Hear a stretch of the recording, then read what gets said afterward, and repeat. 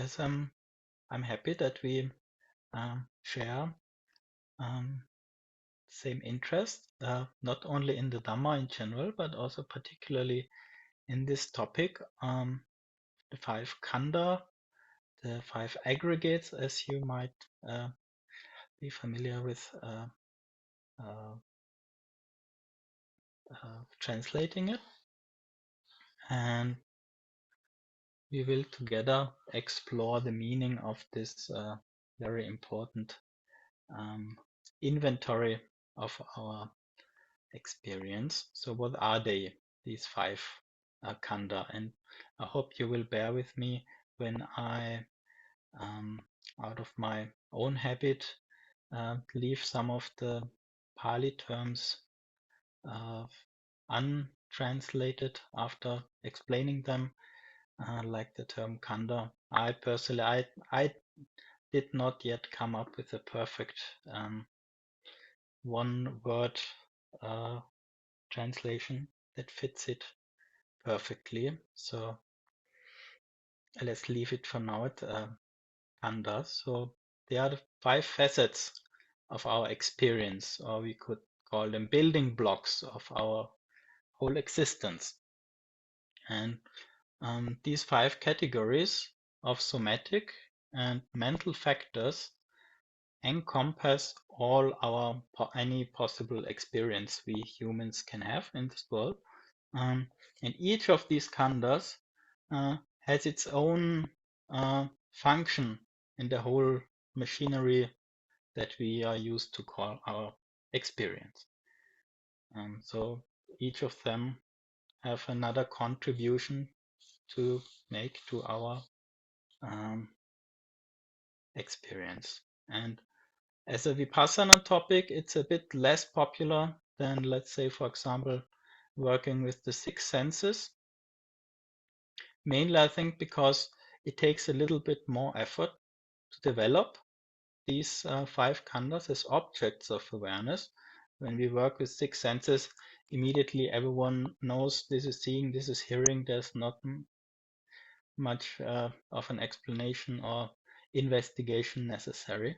But here, it takes a bit of patience and time, but I promise it's worthwhile the extra effort, because in this method of in this way of categorizing our experience via the five khandhas, we discover a thorough inventory of ourselves, um,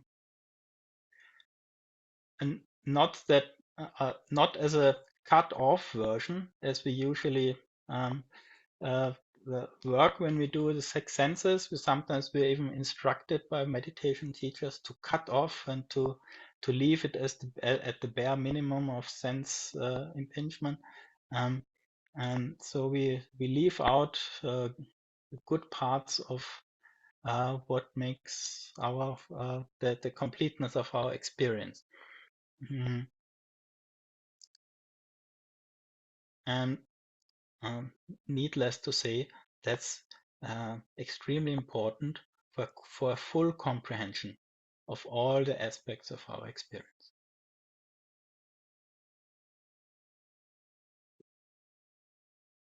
I may also add that mm, developing insight into the five khandhas is a frequently mentioned topic in the suttas, especially when the Buddha discusses insight, wisdom, liberation, these really fundamental things, the, close to the core of the Dhamma. Mhm. Again and again, this topic of the five khandhas comes up. So that's another reason why we should be curious and should be interested in understanding, not only understanding the five khandhas on a theoretical level, but also maybe find a practical approach of how to make them part of our meditation.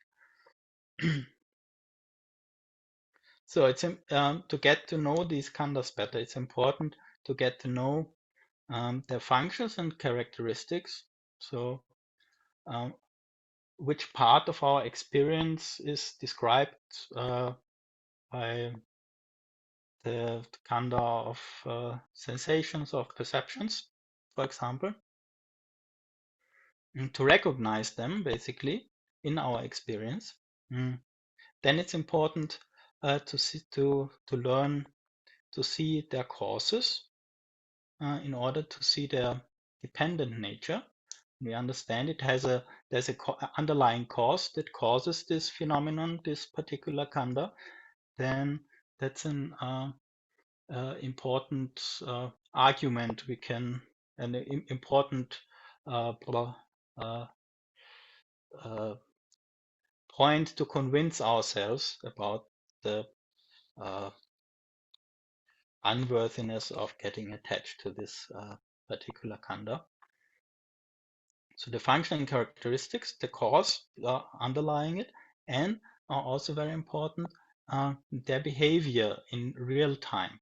And what I mean by that is uh, uh, to witness directly with mindfulness and a clear comprehension the impermanent nature, um, their nature of just changing from moment to moment, and the implication of non-self that underlies the impermanence.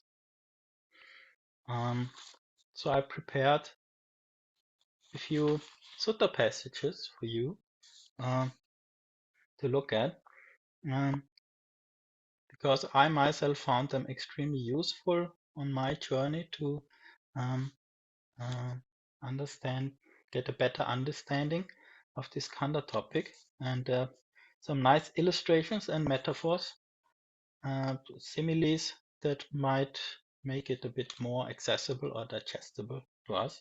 In general, um, I'm a big fan of uh, similes in the suttas. Uh,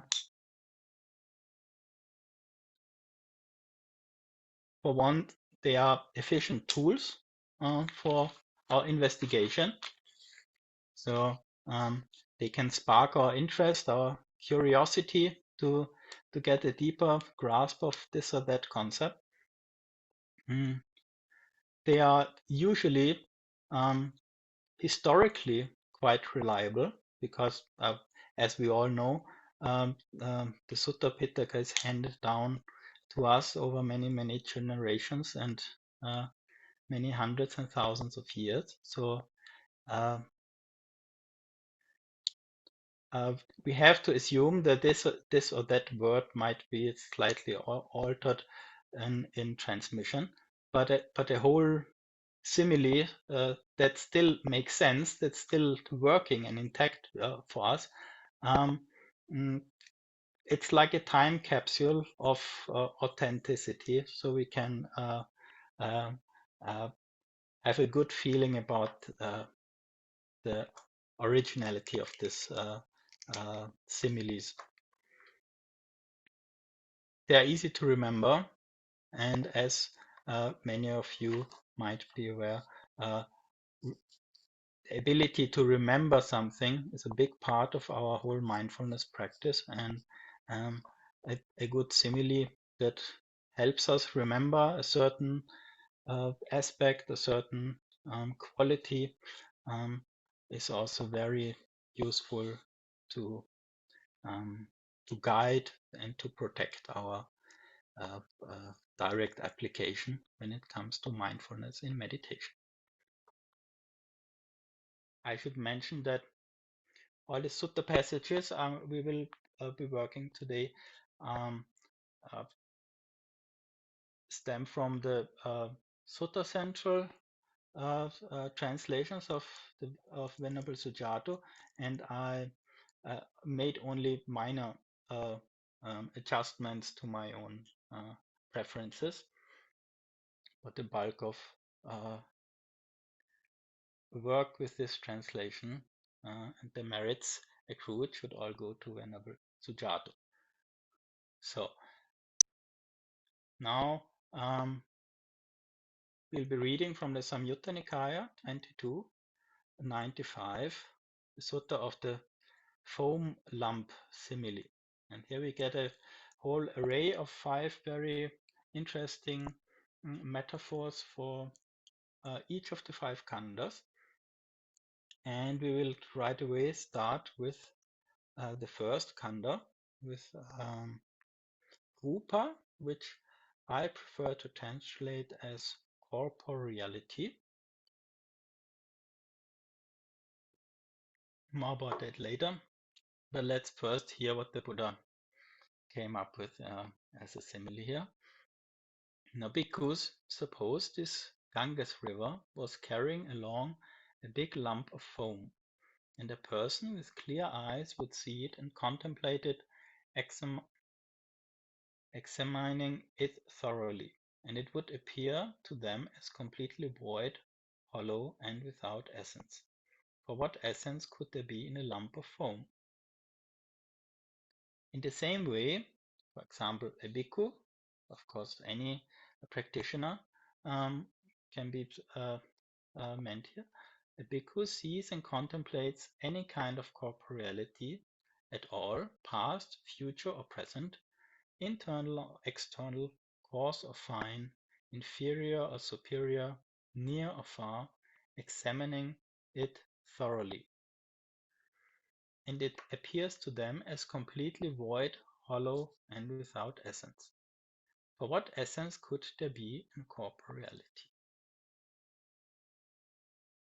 So we will try to gather a few informations about corporeality, mainly from the sutta, but also any bits and pieces of information we can get um, from the suttas. We'll try to um, um, put together so we get a good impression of what the rupa, what corporeality could possibly mean. So here we heard at first about a foamy and non-solid nature that's only discernible at keen observation. We heard about an essencelessness, and gleaning from other suttas, like another famous sutta about the Khandhas, the Full Moon Sutta, it connected discourses Sutta Samyutta Nikaya 2282. We learn about the underlying cause of each of these 5 khandhas, and the underlying cause for corporeality are the 4 elements: earth, water, wind, and fire. So corporeality is connected to them or caused by those 4 elements. Now, putting all this together, we can conclude that rupa, this corporeality, equals the experience of having a body. So body as we experience it is not a solid thing as we might be used to perceiving it, especially when we rely on our visual sense and the perception stemming from our visual sense. We easily might get the impression that the body is a solid thing. When I look at other people's bodies, they appear to me as solid things. So I might have the impression that my own body is a solid thing. But and just as a side note, there are many instances when we contemplate about the body in the Dhamma. But here, specifically, when we talk about rupa, corporeality, we don't contemplate about the body as a thing, but we rather want to learn something about the body as an experience. So that's why I chose to use this maybe bit unfamiliar word of corporeality. Hope that's a word that makes sense to you. Mm.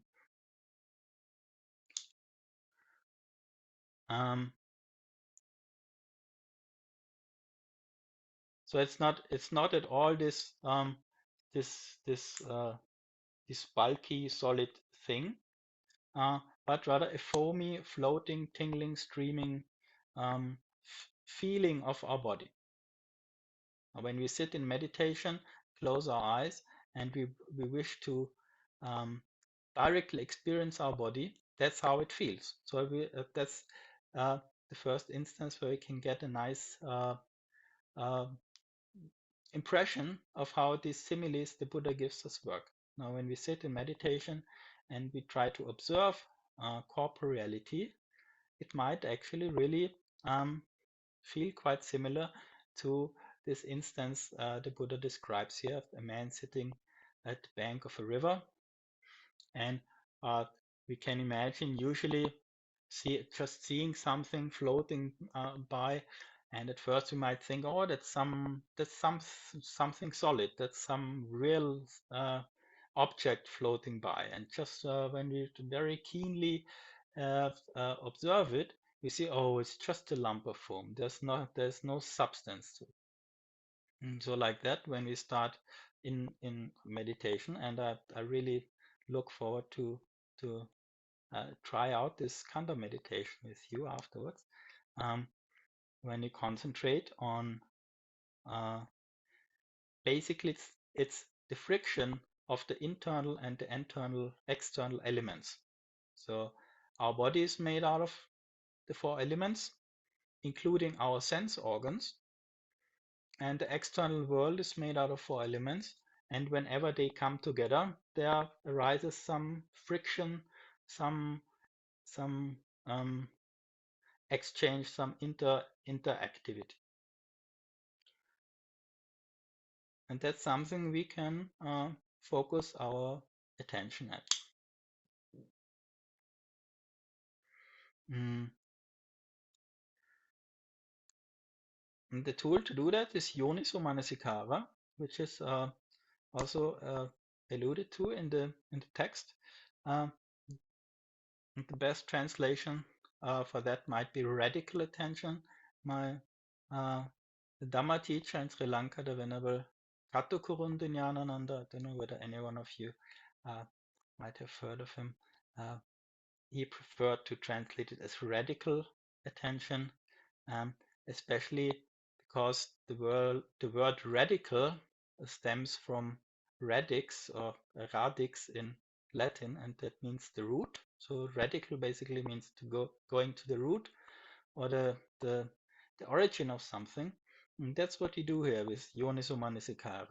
We penetrate the the surface, the facade, so to say, of now, in this instance, thinking, well, I very well know what the body is, and this is the body, and this is me, and there's no doubt about it. So we transcend that, so to say. We try to look deeper, and in a real observation in the present moment, we see, oh wow, there's this tingly, streaming, floating feeling, but there's no solid object to be found.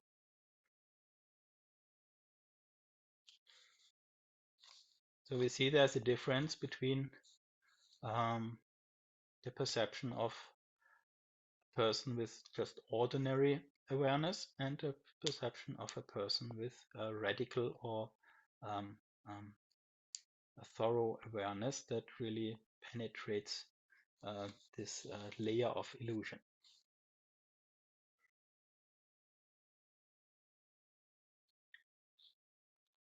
Then let's have a look at the next simile.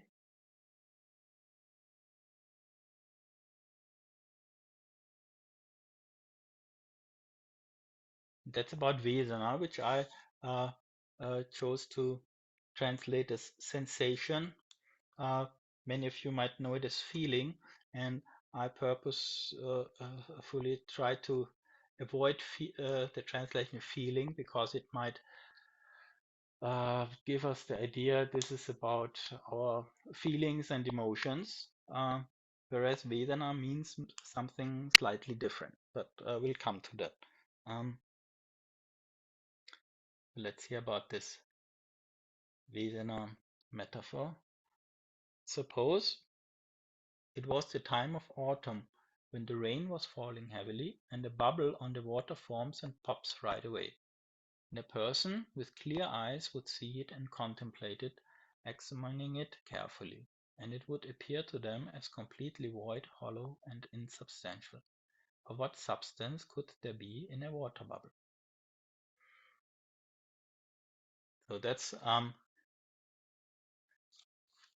the picture given for Vedana, um, which basically means our interpreting sense data as pleasant, unpleasant, or neutral. And this bubble described here, which seems to um, form in a puddle where the raindrops fall into, it only appears to be more than water, but basically it's all the same. It's just water, and it's caused by something, by a raindrop, just the same way as our sensations are caused again and again by sense contact. Um,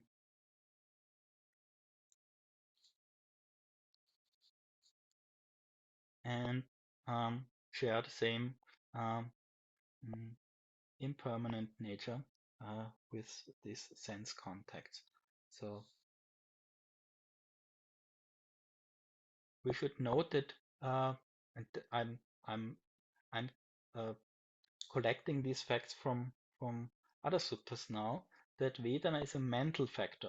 So it's not about a bodily experienced feeling. It's about a mental factor um, that, to be more precise, a part of nama, of conceptuality. Mm, and for us, it's possible to observe this, to watch this, rather than just being um, sucked into it.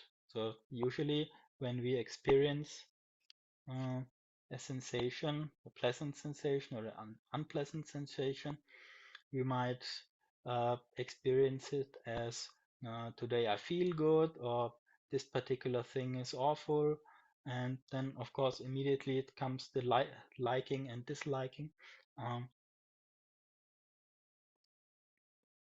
but in our meditation, we try to get to a point where we can um, mm, observe and understand these sensations rather than feeling they are part of us, or they are, they are expressions of how I really feel right now. So it's just as a bubble, Vedana is also a fleeting and essenceless phenomenon. Um,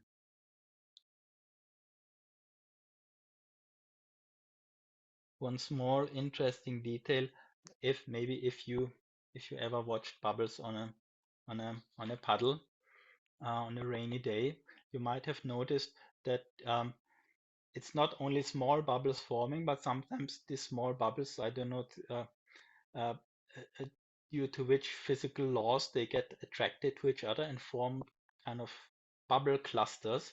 And like that, uh, we also might experience in our life this Vedana clusters, or um, an accumulation of Vedanas, or a, a, a broad variety of um, hmm,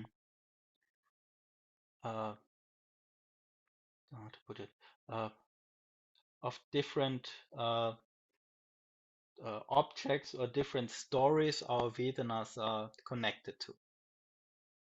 I hope makes a little bit sense. We can have a Vedana about something right now in this moment. Let's say about our seating or the temperature in the room, or something uh, like that. Or we might have a sensation about how we feel today, or how we feel this week, or how in general how this year is going, and then past and present ideas and thoughts also start to influence how we feel in this moment. So this these bubbles can behave in funny ways. It's not just like one bubble at a time and all very simplistic to watch. So just as a side note to to show that although this practice is very mm, rewarding, it's at no means it is a simple exercise because we are so used to believe this voice of Vedana, this voice of sensation, that's just interpreting sense context as pleasant and unpleasant, and we are so convinced, yeah, that's how I feel now, and so to put any uh, to get any chance at uh, objectively observing these phenomena, uh, then that's another little side note before I continue with the khandhas. Um, we always have to um,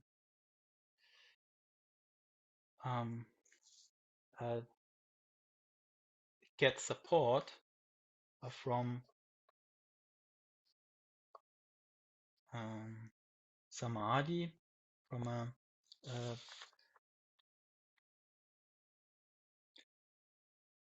it's a very important tool of calming the mind, of preparing the mind for insights, and especially in the context of sensations and also of perception, which will be the next khandha we discuss. Um, I'd like to make a small uh, note here, mm, a small rule of thumb that I personally find helpful. Um, when we think about the essence of samadhi, the essence of a calm mind or a collected mind, mm, it's basically two qualities. It's upekkha and ekaggata. So on the one hand, we have uh, equanimity and one-pointedness. And I personally found it interesting that these two have a certain correlation to sensation and perception, because without sufficient equanimity, it's very hard for us to stay put and stay in the uh, observing mode when it comes to sensations that are pleasant and unpleasant, because by their sheer pleasantness and unpleasantness, they continuously lure us into reactivity. And upekkha is a wonderful and necessary antidote to stay to keep our distance from this from the sheer suction of these sensations. So if you want to uh, observe and watch sensations, and again and again we get the feeling, well, it doesn't really work because I get so attached and I get so attracted or repelled by these pleasant and unpleasant experiences.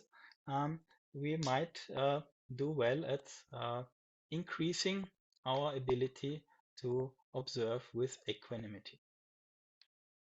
And the other hand, one-pointedness, the other important factor that we gain by uh, practicing samadhi, is a very important tool to uh, successfully observe perception. Because ekaggata is the quality that helps us to stay really sharply in the present moment. Mm. And as I mentioned with uh, Vedana already, it's even more relevant with sanya, with perceptions, that they have this ability to stretch over time. Like, let me give you one example. You might have a perception of this is a Dhamma meeting now. So uh, just by this one perception, this is a Dhamma meeting. Now we open, we stretch out a perception over maybe 1 or 2 hours. At the same time, we have micro perceptions from moment to moment, but this spreading out of perceptions often creates the feeling of permanence, because we might we might well argue, and in a certain way it would be true, to say, well, this Dhamma meeting um, is it uh, it it might be impermanent at a certain point, but right now it's going on, so it appears to be permanent. That's the reason for permanence, for the feeling of permanence in our life, that we believe this stretched out perceptions. So one-pointedness can be a very useful tool to counteract this stretched outness, if I may call it that, because we really get to see what happens from moment to moment, and leave less and less room for this belief in certain phenomena uh, existing unchangingly over time. But that's the big trick of perceptions, that they uh, create these meanings that seemingly last certain periods of time.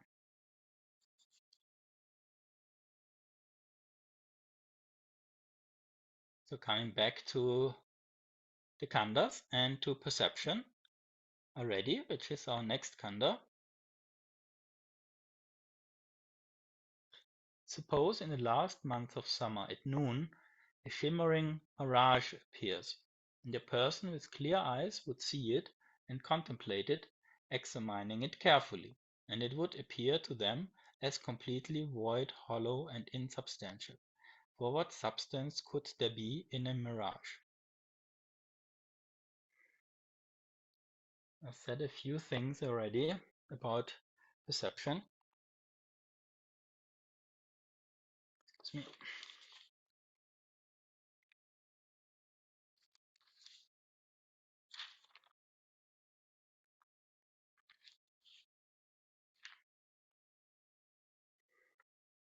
So, um, Sanya, to, we translate it as perception. Um, what it really means, in my understanding, is that this habit of the mind to inject meaning in sense contexts. And that's exactly the meaning of this simile of the mirage. It creates an illusion, the illusion of permanence and the illusion of compactness, if you want to call it like. So it's a perception um, uh, similar to sensation, is also caused by contact, by passa, and it's a mental interpretation of that contact. So let's say there's a sense contact through the sense door of the eye, and this sense contact is then processed by the mind to give it a certain meaning, to give it a certain name, and thereby objectifying it, or reifying it. Mm. And without proper radical attention, we might easily get convinced that the meaning our mind just so slyly created is um, sort of emitted by the object we are watching. So usually we wouldn't reflect, oh, I just perceive it as a chair or as a clock, but we just get convinced, this is a clock, this is a chair, and even more convincingly, the perceptions about ourselves, about our uh, inner life, you'd easily be convinced that, oh, I am a person like this and that, um, without understanding that it's just a, a mental interpretation into a sense context. So it's that voice, in that mental voice within us, that's seemingly recognizing things or naming things and their meaning. And funny enough, um, it's a naming of things um, and at the same time, those things only became things by us naming them. Does that make a little bit of sense to you? So we perceive it to be a thing and then fill it with meaning and memories and whatever we like to perceive it as, and then forget that it was us who started this whole um, objectification of a sense contact.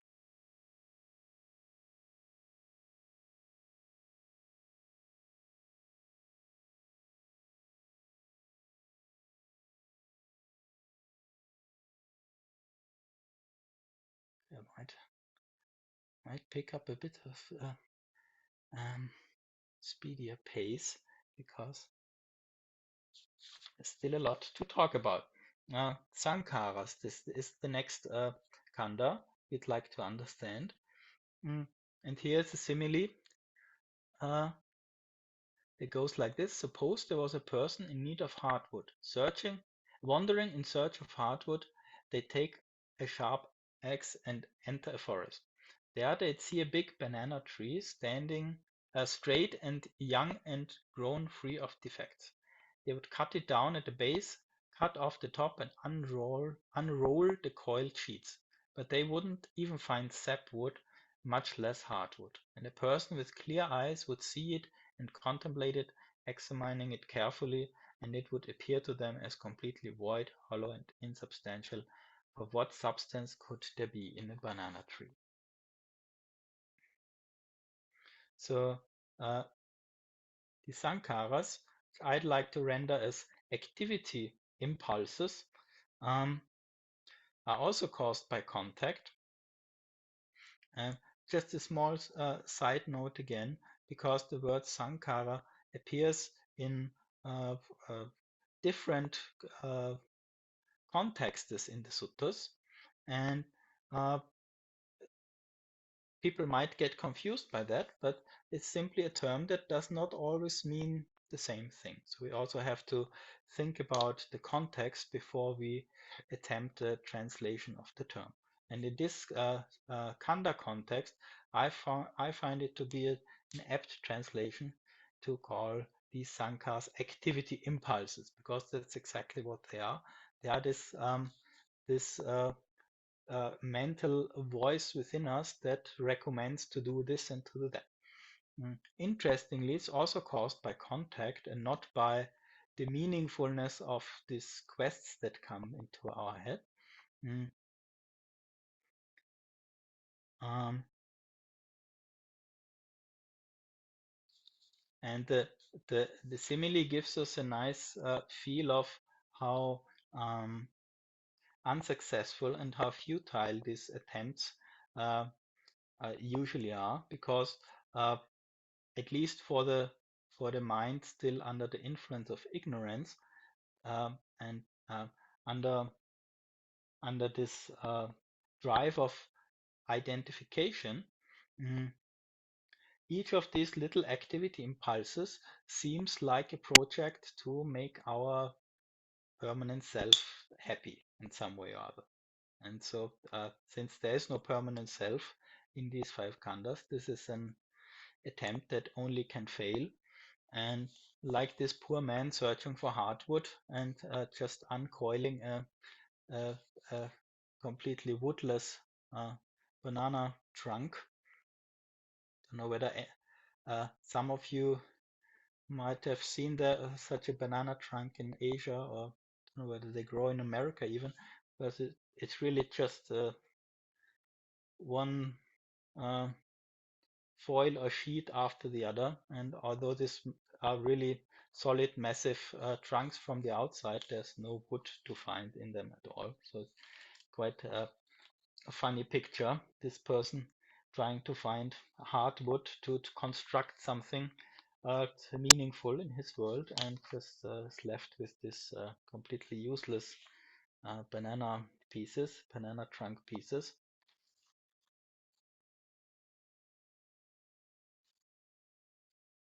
But however fruitless our attempts to follow this activity impulses might be, there's always a next waiting in line. for us to pick up and to take serious again. And um, also here with a proper preparation and concentration of the mind, maybe a rather uncomplicated or something many meditators are anyways used to, because these activity impulses have a lot in common with our random uh, thought constructs, the thought stories about what we're going to do tomorrow and what we're going to buy when we go shopping after the meditation and this and that. That's a lot to do with this activity impulses. So we might already be used uh, uh, to this mental challenge of not falling into the narrative of such a sankhara, but rather stepping out and just observing it and then getting to learn important things about it. The stepping out is always very important uh, to getting in the position of a witness rather than a victim or a person um, emotionally involved in the whole thing. Um, and then, last but not least, we have vijnana, which you all might be familiar translating as consciousness. And mm, we, I personally sometimes prefer to translate it very uh, romantically as sense experience, because in my uh, uh, experience, my own meditative experience, but also with other meditators, I have the honor to guide sometimes. Uh, this term consciousness uh, usually inspires some kind of uh, uh, mysterious awe in us, whereas in the world of the Buddha, there's no place for any glorification of this term. It's simply uh, the very mm, the very fact that experience happens uh, again and again, caused by uh, uh, uh, impingement of sense data on our sense organs. It's a very interesting metaphor we find here about vijnana.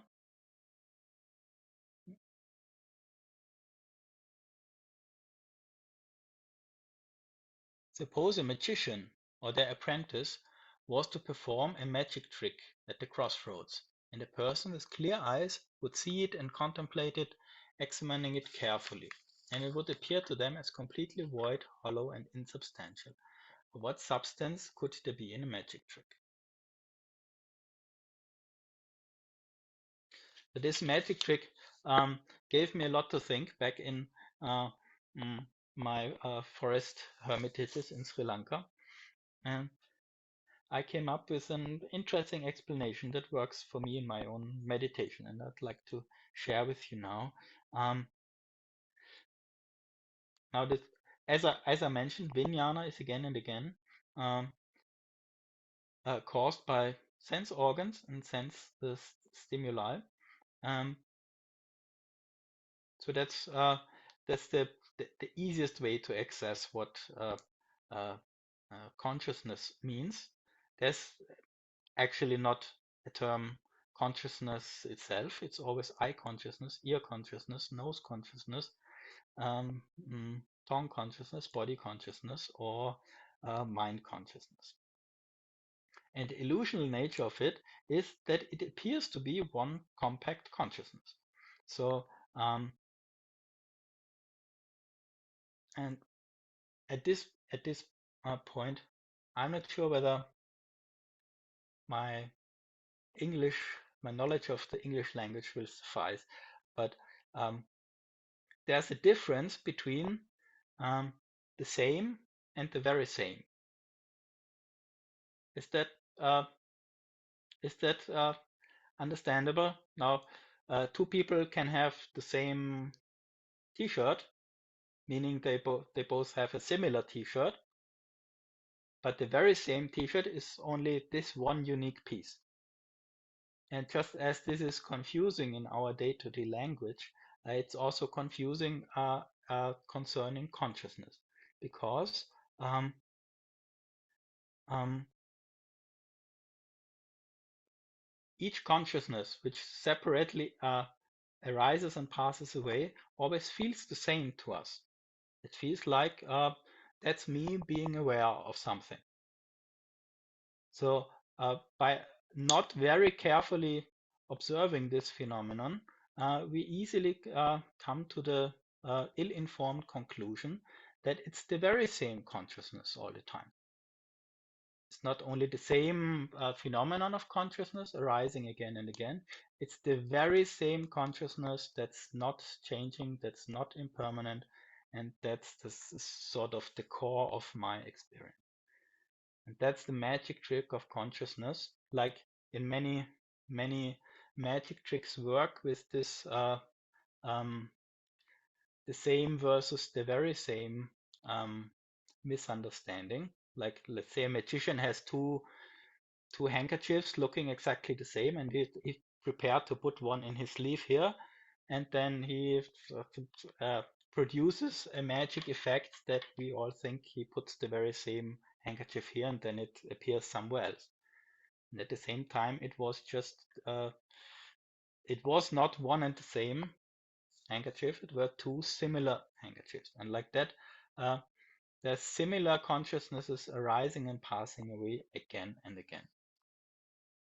And to be really precise, this is a teamwork sort of consciousness and perception, because it's the repetition of the same perception creates here this magic of seemingly having a permanent consciousness. This the perception we have about consciousness itself, which is usually, this is me, this is my consciousness, um, this is me cognizing, and this uh, gives a wonderful camouflage to the impermanent uh, arising and passing away of consciousness in the background.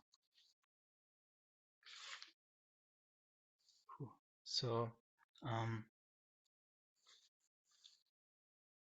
to make it maybe a little bit more approachable, mm, a few uh,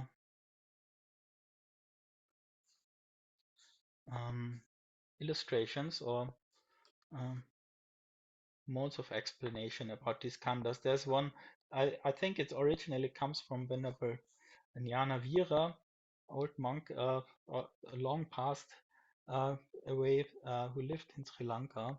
And he had this uh, mode of explaining the five khandhas in one sentence, and I found that's usually helpful for our understanding. And I slightly modified it for my purposes. So let's say I'm sitting somewhere under a nice, pleasant, um, shady tree on a hot summer day. So uh, if someone asked me, now please describe your experience to me, uh, my answer would sound like something like, um, there's a cool, pleasant, shady tree for sitting under, felled by me. And in this sentence, we have a progression through all these five khandhas. The fact that it feels cool, that's part of corporeality. The four elements are connected in a way that there's coolness.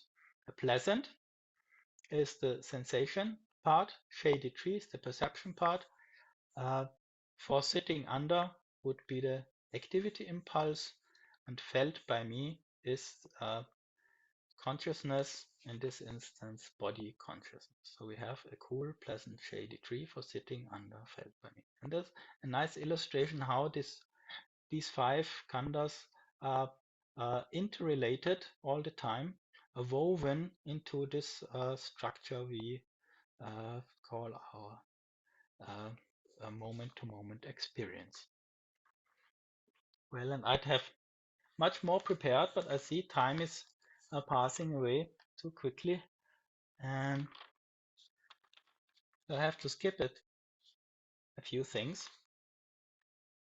and at the end, just bring it down to um, a practical approach how to work with this information. And there's another very interesting sutta, the Anicca Sanya Sutta. Um, Also in the linked discourses 22-102. And here we get a very practical uh, instruction on how to meditate on these five khandhas, so we may experience the benefits of elimination of all sensual desires, elimination of all desire for corporeality, uh, elimination of all desire for being, elimination of ignorance, and the eradication of all conceit I am. That's the preamble here. Then the Buddha gives a few nice similes, uh, highlighting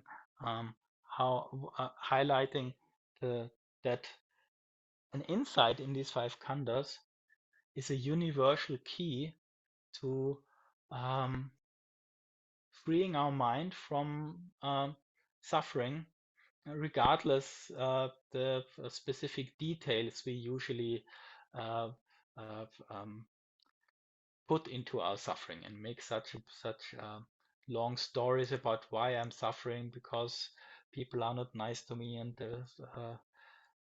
life is not fair, and this and that. And it has 1,000 different faces, but we can all reduce it to a unskilled uh, um, handling of these five khandhas. A handling of the five khandhas that's not in line with reality. And on bringing our mind back to reality by practicing vipassana and practicing uh, anicca sanya, the perception of impermanence regarding the five khandhas, we can bring our mind to a place where we have, so to say, a universal key to any episode of suffering that might occur in our life. And these similes um, uh, give a nice sense of this uh,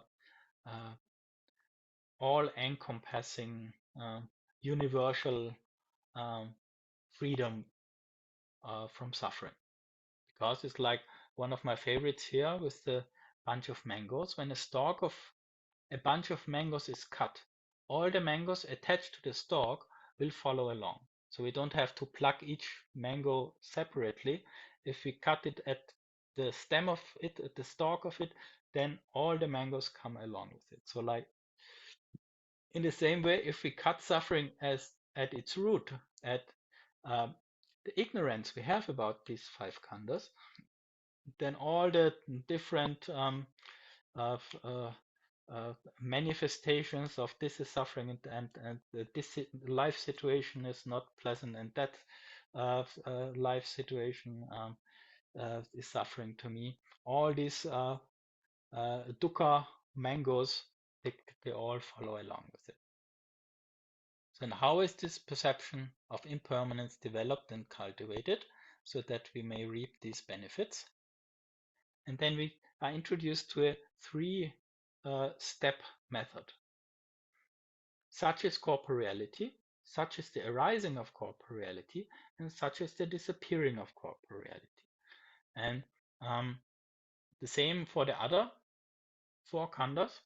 You always have this three-step plan of firstly, and most of my explanations now aimed at that, identifying a sense of recognizing in our own experience the particular khandha. Understand, this is not just some fancy theory I can learn by heart. This Rupa khandha or this Vedana khandha, this means something in this addresses something in my direct personal experience. And uh, we developed the skill to really transplant the theory into our own personal space, so to say, and by realizing, um, Now, when there's a tingling sensation on all my sense organs, that's corporeality. And when the mind weighs in and says, "Oh, this is unpleasant," and "Oh, this is pleasant," that's sensation. So that's the first step to clear the field, to get our target in focus, so to say. And once we have our target in focus, we can start to observe its behavior. And we might realize that this um, corporeality, for example, is a process of continuous arising and arising and arising. Whether we wish for it or not, it arises anyways, because the cause for its arising is not us wishing it to arise. The cause for it arising is sense contact. And that by itself, just seeing how we get overwhelmed and attacked by corporeality and sensation and the other khandhas, that alone can give us uh, enough reason to get disenchanted with these five khandhas, to get the ammunition for the mind, so to say, to turn away our interest from getting involved in these khandhas on at our search for some permanent happiness, which we might then claim to be us and ourselves. Right? So that was now just a very quick um, explanation of the practice, recognizing it, starting to watch its behavior. Part one of behavior is its continuous arising, which may include our understanding of the causes that are necessary for it to arise, which I mentioned already, are for corporeality, the four elements, for sensation, perception, and activity impulses, it's always sense contact, and for consciousness, to make it a bit more easily approachable, also the working of the senses, right? And the other side of the coin, so to say, of watching the behavior of these khandhas is witnessing not their continuous arising, but them continuously vanishing and disappearing. So each tiny episode of corporeality of sensation is in a continuous um, process of vanishing out of our hands, of being dragged out of our focus of uh, experience. And that's something uh, with a little effort, with a little patience, we can start to directly witness and observe in our meditation. And that's the plan for us to try and do that after a short break. Um, So I hope there were some interesting bits and pieces. I'm very sorry now that I could not finish all my um, prepared uh, uh, Dhamma bits and pieces, because there's so much more to say about this topic. Mm. But I may it suffice as a first introduction into this practice, maybe an inspiration to get a hold of this approach to Vipassana. And I think we plan to make a 5 minutes break, and after that 5 minutes, we will together attempt to make a guided meditation uh, on these five khandhas, and after that we'll have the opportunity to discuss anything concerning this topic. All right, then thanks a lot for your attention, and I will see you for our meditation in about 5 minutes.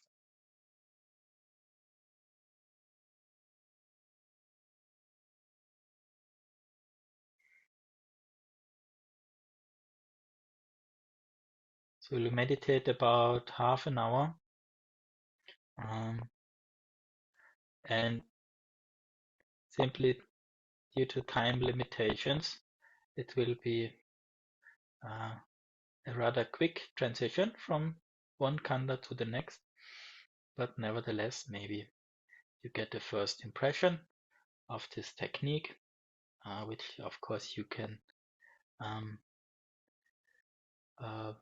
time more carefully at home.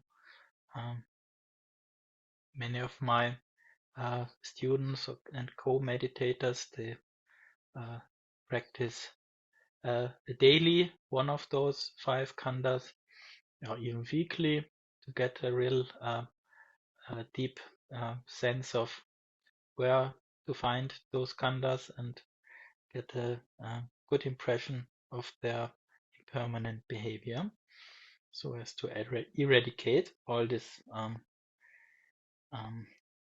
identification used suffering. But for now, we'll do them one after the other to give you a first glimpse.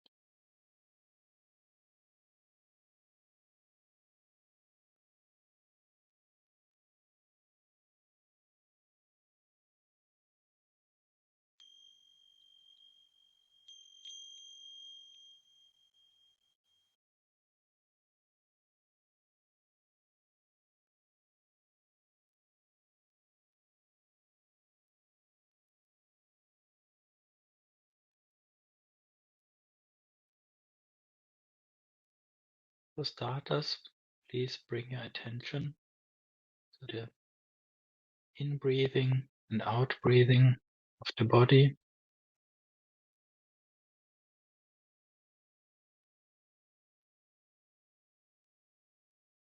Allowing your attention to settle quite naturally in the present moment,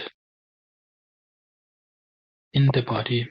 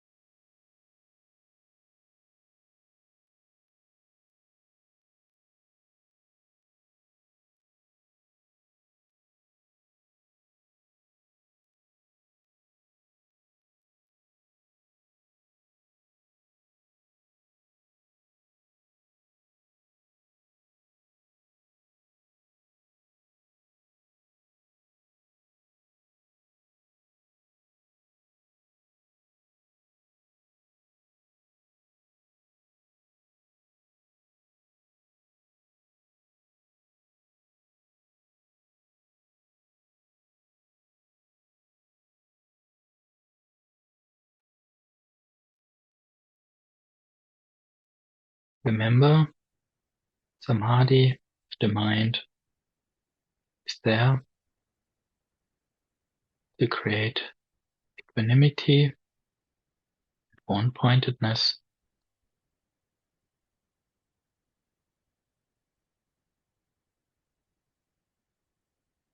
a readiness to observe, to learn, comprehend,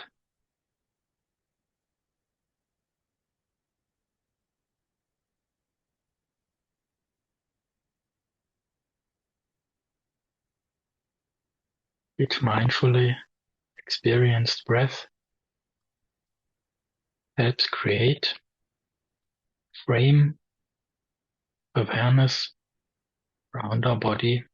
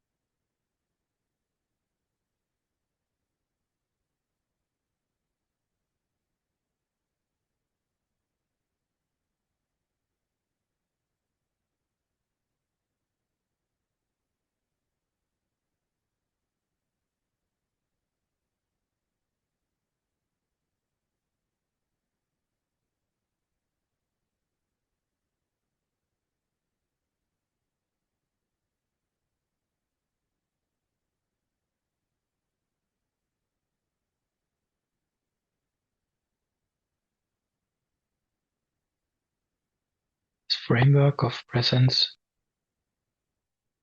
we use to observe ourselves, take an inventory of our experience, starting with corporeality, friction, the four elements, displays itself, it's tingling and streaming,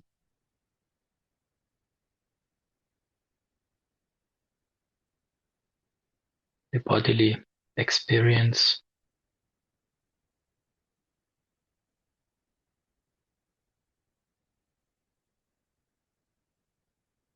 We may try to adjust focus point of our awareness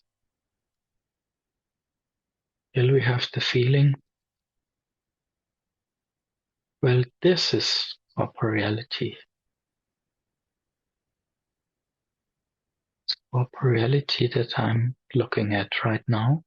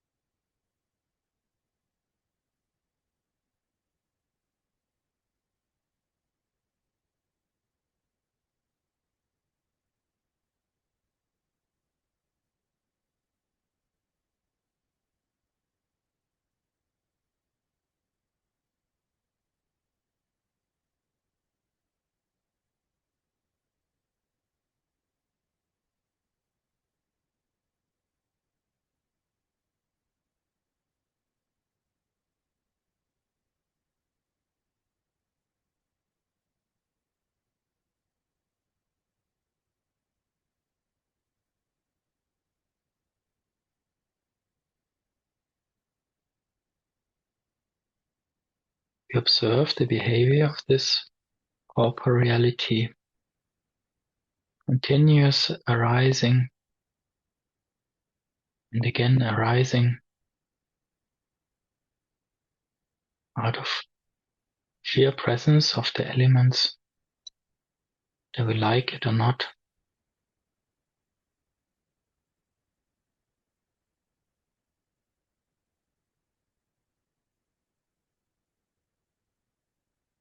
The rising of corporeality.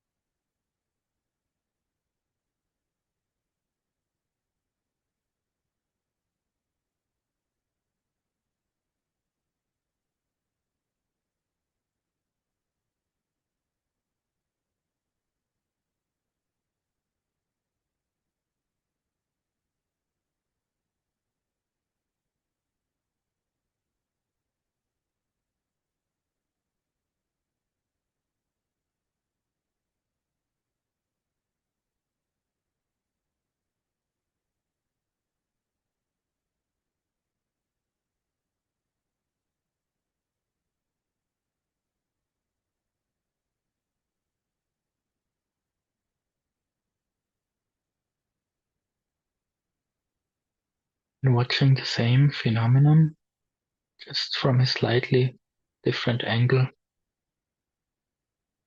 we witness the continuous vanishing, disappearance corporeality, little tingle, elemental friction is lost from us moment to moment.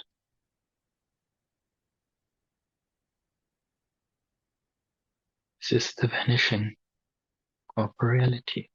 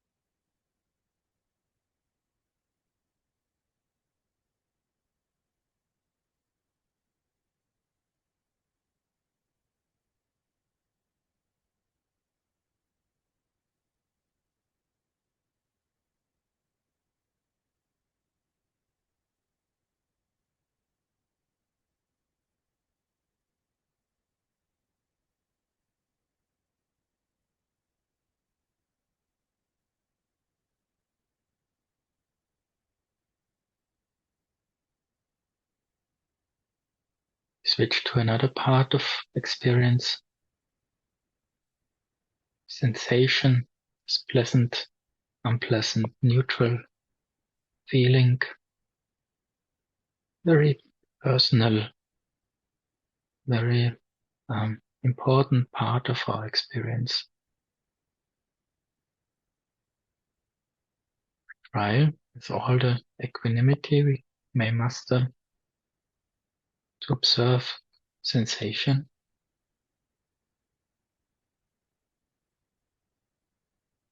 recognizing, this is sensation.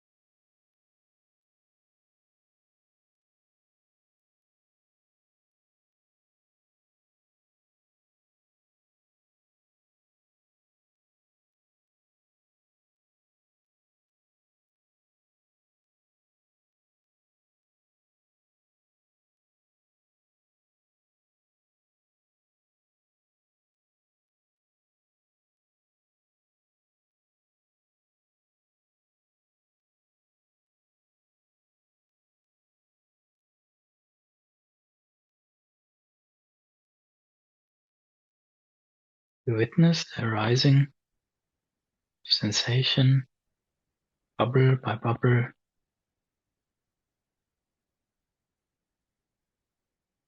just continues to stream in, whether we wish for it or not.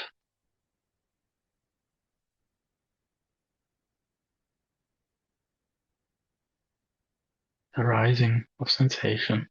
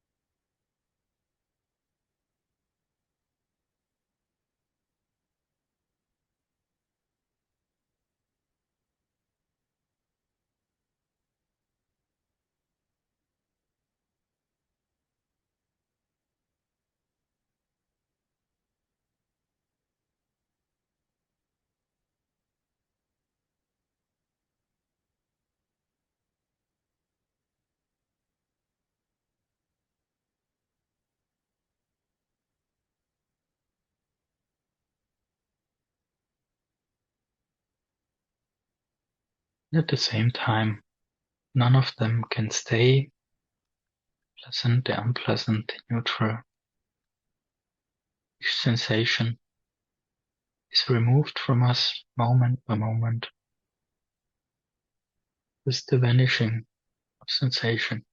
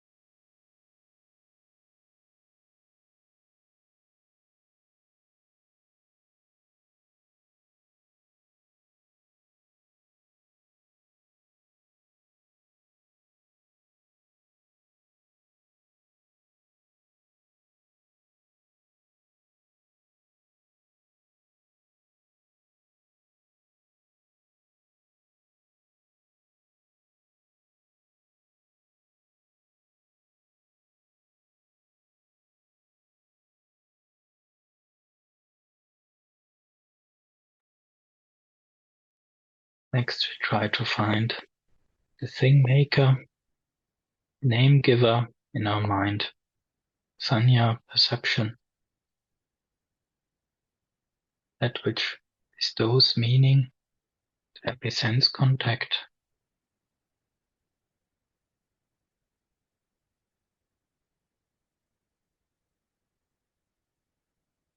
This is perception. We find a point of focus where we can really see for ourselves. This is perception.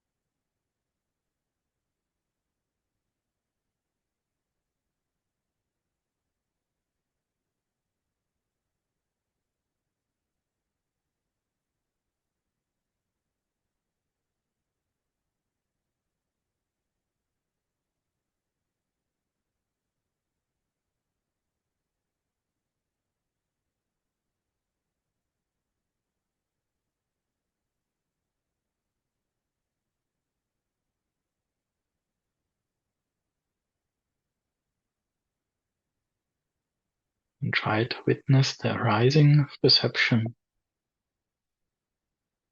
There's no way we can influence or avoid the arising of perception. It's caused by the mere presence of sense contacts.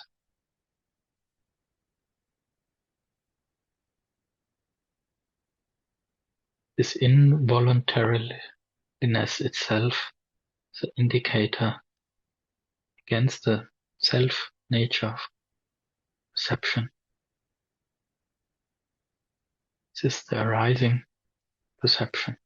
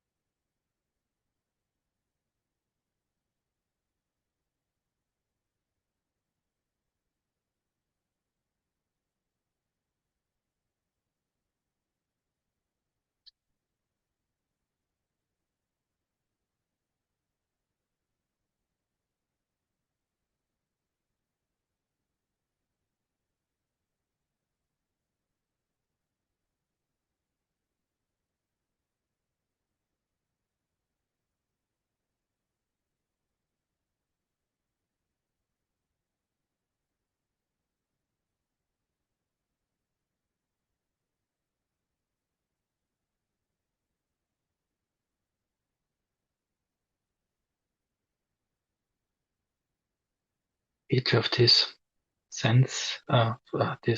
perception mirages has to vanish again. Small ones concerning the direct present. If you catch a few bigger ones concerning perceptions about you, your situation, the past and future.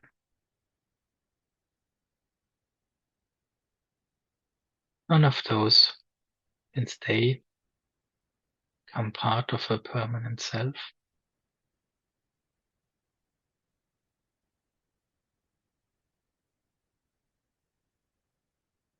Try to comprehend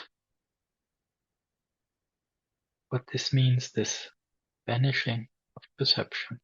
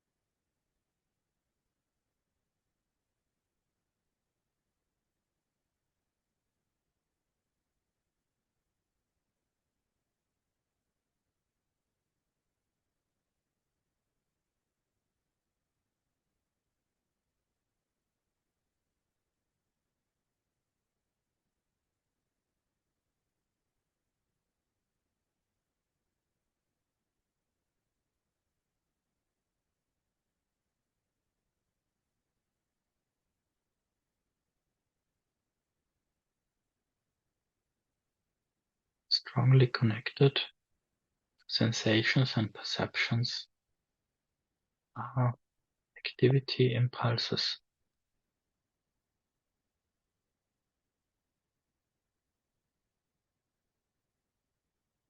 That agenda of the mind rearranges itself from moment to moment, always finding something to do, the perceived and sensed so-called objects.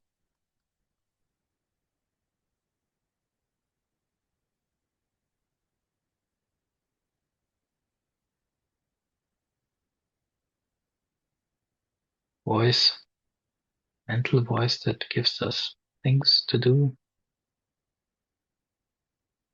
This is activity impulse.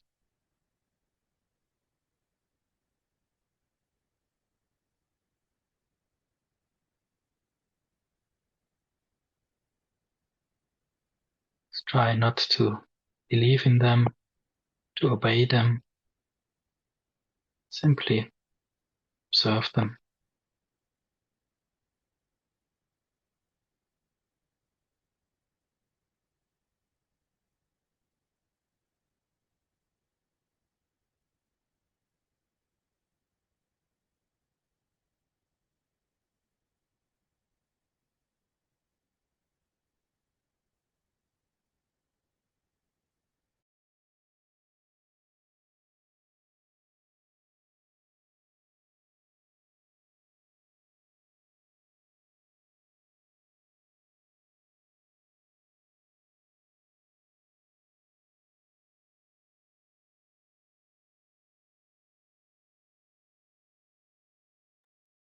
Observe them in their continuous, unasked for arising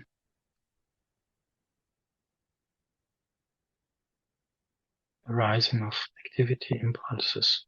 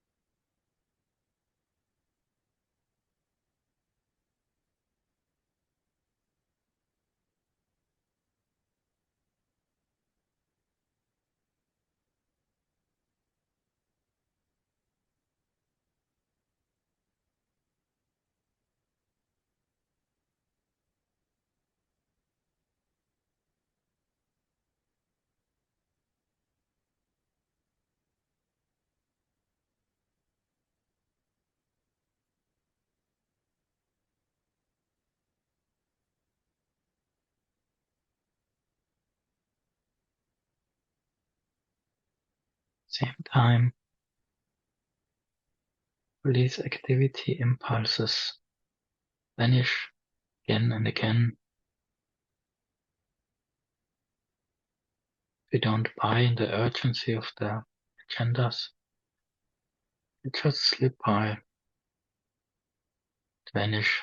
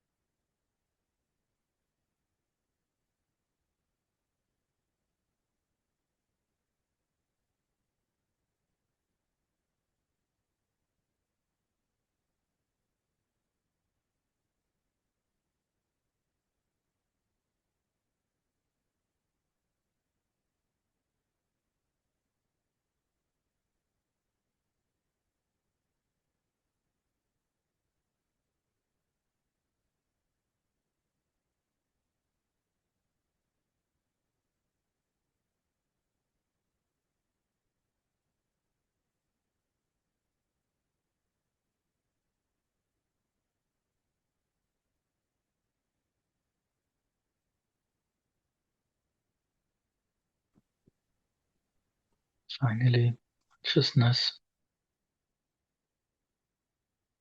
sense consciousness,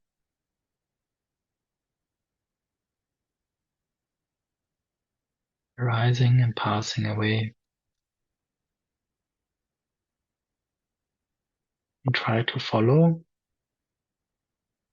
the prioritized sense consciousness, ear consciousness to body consciousness to mind consciousness, back to body consciousness, jumping from one place to the next. Funnily enough, you can observe and watch this.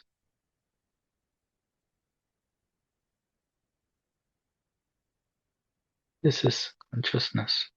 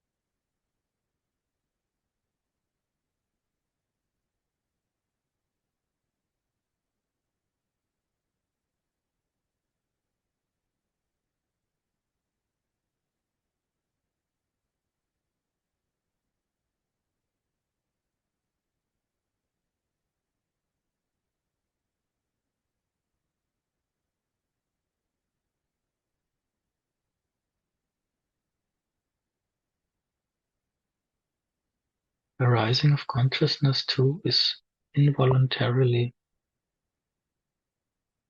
unstop it by wishing it away, because its causes are not within our will or wishing.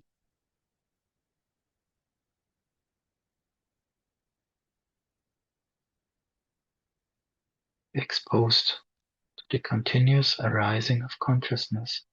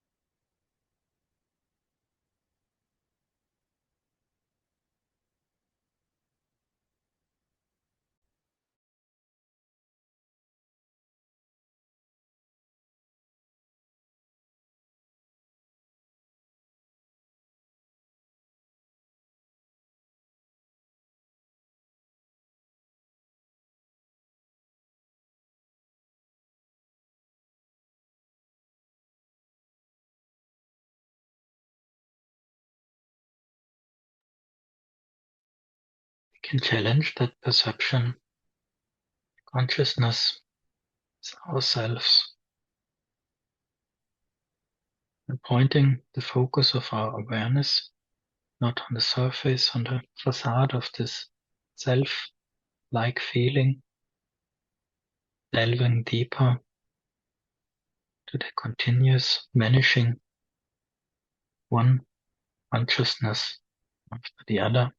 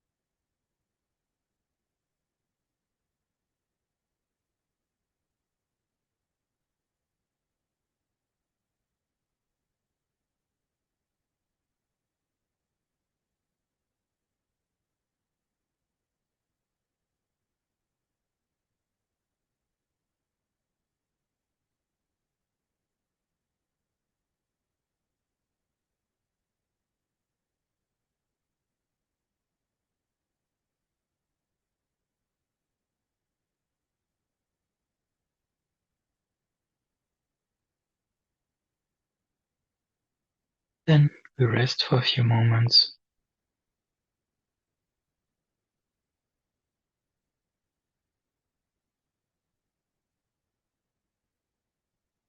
Try to absorb whatever we learned in this meditation.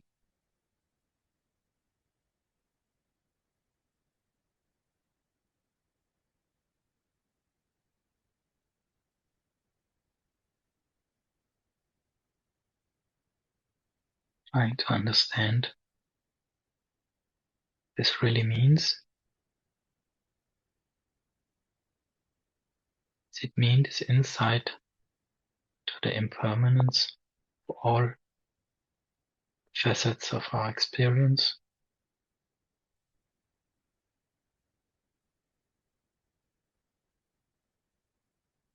It could mean our painful struggle for a permanent self, and peacefully be relinquished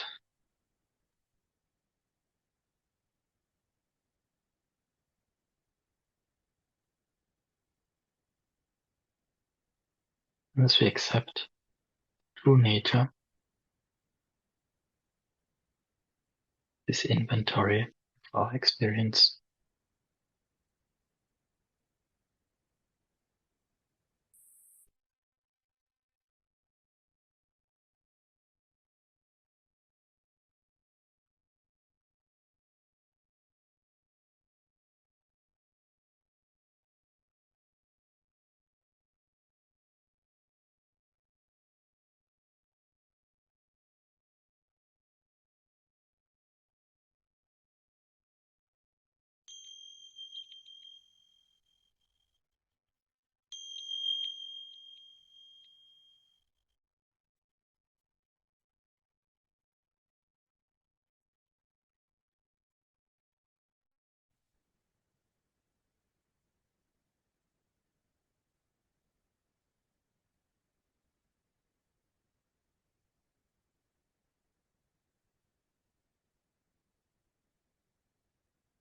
So thanks for joining me in meditation. Sorry for the speed run, but I hope you got a first glimpse of what it can mean to practice the insight with the 5 khandhas. And now would be still some time left for a discussion or any questions or comments from your side. I'm happy to answer or comment. Thank you very much. Bhante, I wanted to ask you, this being my first time that I do this meditation, I find that is, in a sense, much easier to penetrate the illusion of sensation, particularly physical sensations, and even of activity of impulses, than the appearance, the visual appearance of things. Because, if I see my hand or my foot, it looks very solid and continuous. Mm-hmm. And it feels a little artificial to tell myself, well, it's just a visual illusion, like a film that goes very fast and it looks continuous. So I don't know, how do you work with the visual form? Well, I think that's a very common thing, because as humans we are simply so visually inclined. And one very simple thing most of us do when we meditate is we close our eyes to get a little advance on this problem. And then I would just recommend to get used to doing it where it is the easiest, and then start to work in areas where it feels not so Okay. Obvious. Okay, start with that. Yeah. Thank you. Hi, Bhante. Thank you for your teaching today.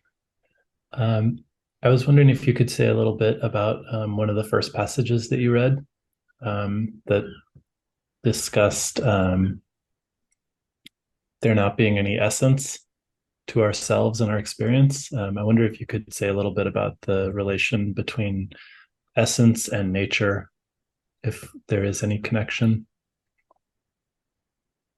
I don't fully get the question. Between essence and nature, because those are all nature similes?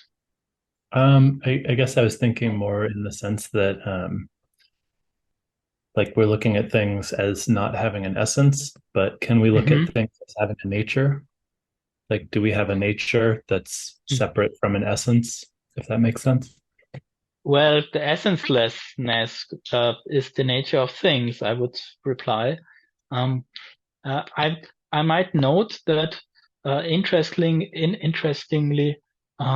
in the Theravada Suttas, the term of essencelessness is not very often mentioned.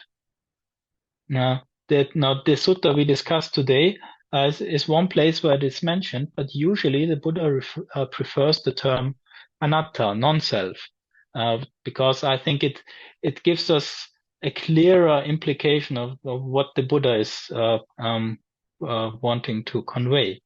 When we talk about essencelessness, immediately as you ask rightly, the question arises, well, what is meant by essence?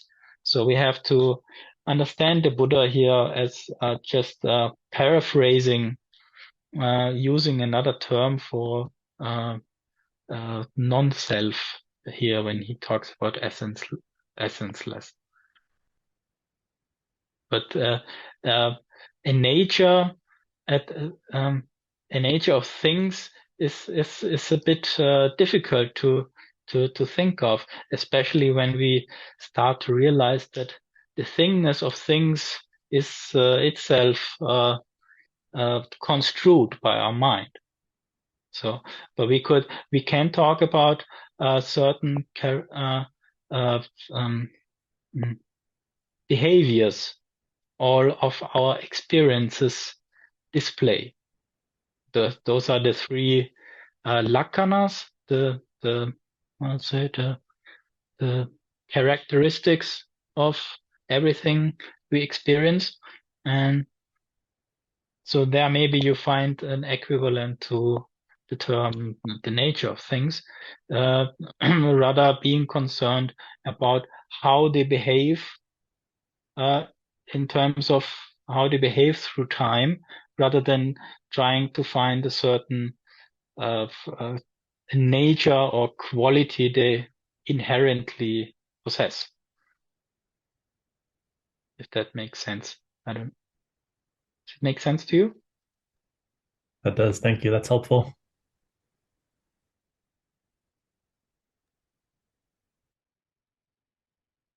Thank you, Bhante. I had a question about during the meditation, it felt pretty intuitive to see the arising and passing away of some of the khandhas, but not others. So sanya in particular and the sankharas also felt, because you had talked about how they sort of stretch in time, it felt difficult to see the passing. Like it just felt like they came and then stayed. Yeah. Like the sort of more ephemeral and permanent nature was more obvious with the other khandhas, and suggestions about how to see the passing away with sanya particularly. Yeah, especially with sanya. As I mentioned in the talk, that's this kind of permanent permanency creating machine, because when we are enticed by a sanya, we tend to focus on the attributes we project on a certain object, and that not necessarily changes in the sense that we perceive another quality in the object, right? So as I mentioned, a crucial tool of tackling this stubborn sanya is a strongly focused mind that really can keep its focus very straight at a narrow point in the present moment, and then we can let those sanya clouds, the sanya brackets. I like to think of it as brackets, like in a sentence where you put something in brackets. Then we can see how there still is a transition or a movement taking place, even while this bracket is intact. Right. Another trick to break it down might be to watch out for smaller sanyas that together build this bigger sanya. Like, for example, if I have the perception, this is our Dhamma meeting now, this is a quite widely stretched sanya bracket, but I could pay more attention to the smaller ones. Like, this is my smartphone device that I use for this session, or this is my meditation clock here, and these are the different people I see on my screen. And so I break it up in smaller bits that are not so intriguing. And another thing you might notice is that asanya is all the harder to tackle, the more intense the Vedana is that accompanies it. So if we have a perception that's accompanied by a strong pleasant or unpleasant sensation, automatically it gets more weight in our mind, and automatically we are maybe more afraid of it if it's an unpleasant sensation, or more interested in it if it's a pleasant one, and then we are disabled to see the impermanence behind the facade. Those are very helpful. Thank you so much, Bhante. Thank you for the question. Okay, thank you. I heard you say that sankharas mean different things in different contexts. Yes. And I was wondering if you could give an example of a different meaning outside of the khandhas. What you mean by that? Yeah, there are so many different usages for this word sankhara. That's in general, I think, an important way of dealing with these Pali terms. I don't know who came up with the idea that we have to find one consistent rendering for a word that's used so differently, that we have the problem not only with sankhara, by the way, also with another very big, which was, by the way, on my preparation list, but it didn't make it into the talk. Term dukkha is also one of those terms that is simply used for different purposes. And if we confuse those different usages, we end up in quite a confusion. So with sankhara, here we have sankhara as one of the 5 khandhas, and it has to be noted that there's a possibility of khandhas plus clinging and identification causing suffering, but there's also a set of 5 khandhas without identification, without ignorance. Let's just think about the Buddha or his enlightened disciples. They also still have a working set of these 5 khandhas, but they no longer cause suffering.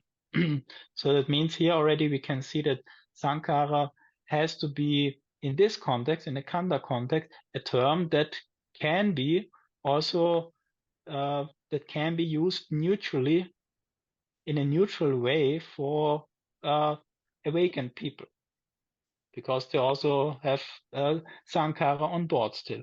So that already shows us that this sankhara here must be a different sankhara, like, for example, the sankhara we find in the Paticca Samuppada list, in the dependent co-arising, where we find the expression that sankharas are directly produced or caused by ignorance. There can't be the same 2 sankharas. And even the Buddha, when he saw his alms bowl, he got the sankhara of, well, maybe I should go on alms round, but there was certainly no ignorance involved. So here we have to distinguish already. Or another familiar occurrence of the term sankhara is in the 16 steps of breathing, mindfulness of breathing. And there again, for me, in my practice, it's useful to reconsider what it means in this context when we breathe in and out, in order to calm the bodily sankhara, right? So that also, again, shouldn't mean that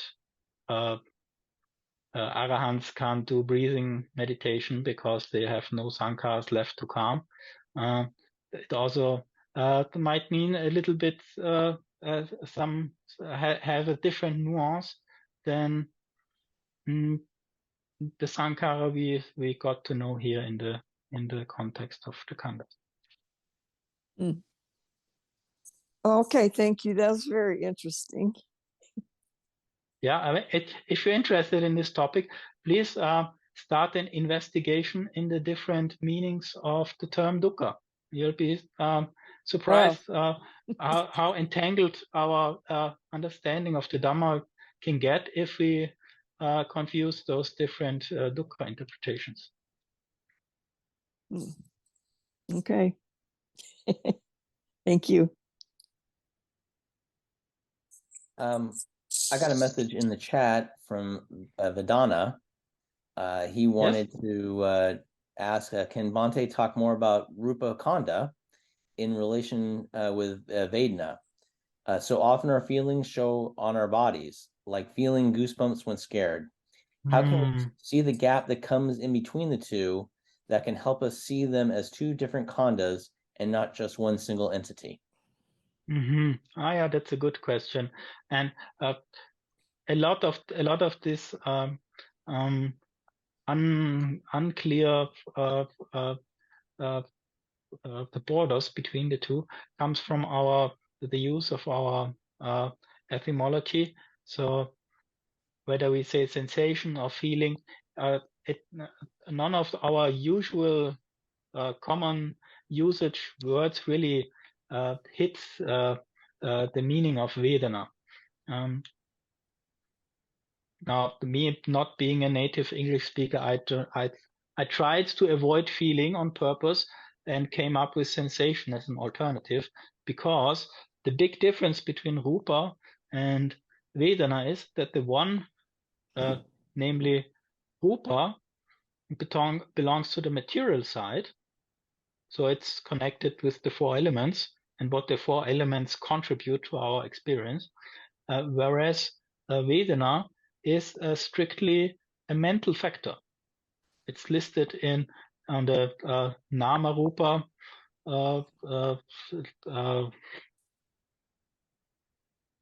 when the Venerable Sariputta explains the Nama factors of the Nama Rupa. The Vedana is one of those. So here in the context of Nama versus Rupa, it's clearly not on the Rupa side. It's clearly not part of the material aspect of experience, but the mental one. So whether we say feeling or sensation, it doesn't really hit it, because in my understanding, Vedana is that very part of our experience that just attributes a pleasant, unpleasant, or neutralness to every contact. So if we have goosebumps, in certain situations we might feel this being pleasant, having goosebumps, and in other situations we might view it as unpleasant. It's just how the storage of our conditionings view the certain sense contact and attribute an according Vedana to it. So Bhante, that was my question. So can I ask the following question? So during during samadhi, when you are in the deep absorption, then you feel some goosebumps and like some your body is like it's very, the feathers touching. So is it just to be ignored because it's a pleasant sensation, not to be feeling good about it, just to ignore and keep moving forward? Right?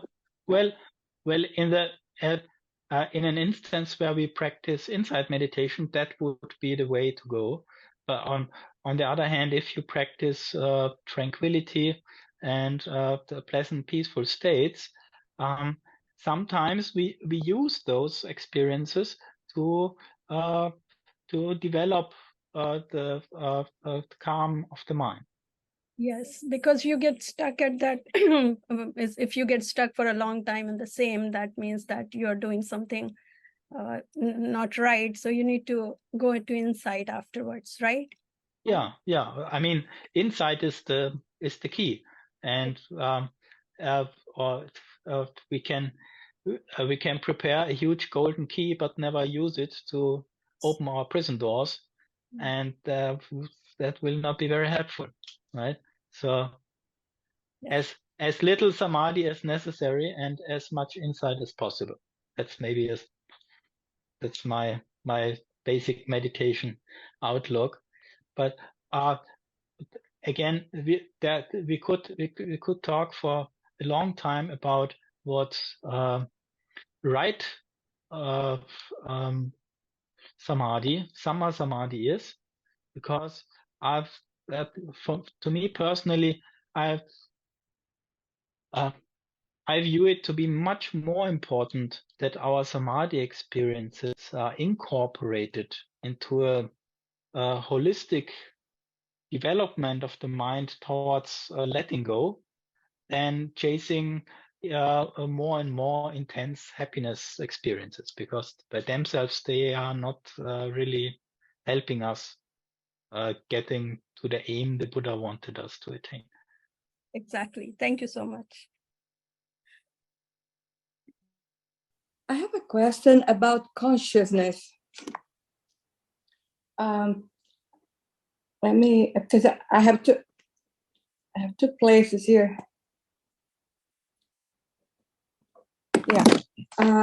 Could you please explain about what you said, that there is no consciousness that is not linked to one of the khandhas? If there is no, that's what I understand, at least, by what you said. So there is no consciousness separated by itself. And my question, it's because when you get to jhana, for instance, yes. There is no body. At a certain point, there is no body, there is just consciousness, just, just pure. I would disagree, to be honest. Oh. Pure consciousness is not something the Buddha would talk about. Consciousness is always dependently arisen. Maybe it got lost a bit in my explanation. Dependently arisen on the 6 sense spaces. That's what I was talking about today in this Dhamma talk. And there's no difference between the samadhi and not samadhi, because the body does not vanish. I mean, that's obvious. Otherwise, your meditation cushion would become empty if someone passes by. So your body is there, all right. You might not experience it in the way you used to experience it, right? Meaning the focus of your attention is somewhere else, and so most probably, if you talk about the experience of some special kind of consciousness, that would mean that the focus of your attention is resting on a certain perception, the perception pure consciousness, for example. But the mind consciousness holding this perception is still connected to the body, because the mind is also connected to the body. Mind itself is nothing else but the software of our thinking organ. So that's at least how I understand it, right? So, yeah, no, that makes sense now. Yeah. So the only things that we don't perceive the body, we don't have the sensation of the body. Yeah. The body, of course, the consciousness is attached to the body, but then the consciousness would be linked to, in this case, to the rupa. Well, I wouldn't say that consciousness is directly linked to rupa. Consciousness is always interrelated with the other 4 khandhas. If we want to now leave talking about the connectedness between consciousness and the sense spaces, and want to go into the interrelatedness between consciousness and the other khandhas, there's also an interrelatedness, because consciousness per definition is being aware of something, being conscious of something. So we can't possibly imagine to be conscious without being conscious of something. That would mean to be unconscious completely, right? But there's one particular exception. It's not about a samadhi mind, which, as we, I think, clarified, the consciousness in samadhi can find a very subtle and compared to our usual ways to go through the world and experience the world, unusual perceptions, right? But our aim as meditators is rather to get consciousness lose its interest in taking up and grasping the other khandhas. That doesn't mean that this consciousness is then not caused by our sense bases or still interrelated with the other khandhas. But what we try to attain is a non-grasping mind, right? And this, for my own purposes, in my own practice, I came up with a different rendering to this term grasping, because grasping always suggests that there is someone or something that does the grasping. So when I talk about the grasping of the five khandhas, we easily imagine like a mysterious entity grasping the five khandhas, and then again we end up with some mysterious, unexplainable entity. So I'd prefer to call it a being glued or a sticking together of the five khandhas. So the grasping all happens within the context of the five khandhas. They intertwine. So like we discussed earlier about the difficulty of working with the impermanence of perceptions. And I said it's because sometimes it's so strongly attached to a certain Vedana. And that's exactly what I mean. For the unawoken mind, these khandhas are so intrinsically interwoven. They seem all to justify each other, and so they build a structure. And what we try to achieve is but we can't ever really separate them, but we can make our focus rest on one of those, right? Like if you have, let's say you have a room with five lively children, you can't really separate them and say you stay here and you stay there. They will just jump all over the place. But still, you could focus on one of them. Maybe you know this child is sick and needs a little extra care. So you could focus on that one child, even while they to jump around. And at the same time, in the same way, we try to understand from each khandha how it really is. It's impermanent. It's conditionally arisen, and therefore it loses its stickiness that it usually would contribute to a nice compact feeling of a solid self, right? So what you try to achieve is not a higher form of consciousness. That's nothing to do with the other khandhas anymore, but a state where consciousness and the other khandhas are no longer driven into each other by this force of desire, which makes us long for some stability and some self.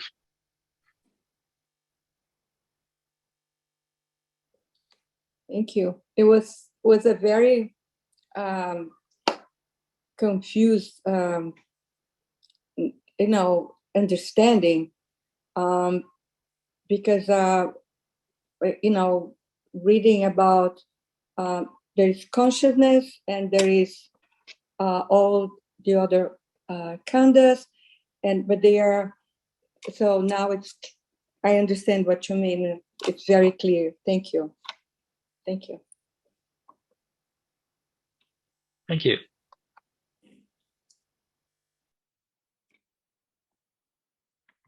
I got something from Prinana.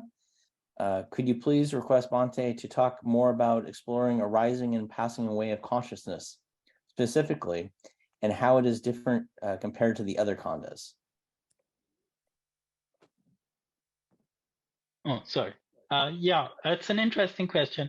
Basically, it's not different at all, but it needs a little bit more of raffinesse from our side,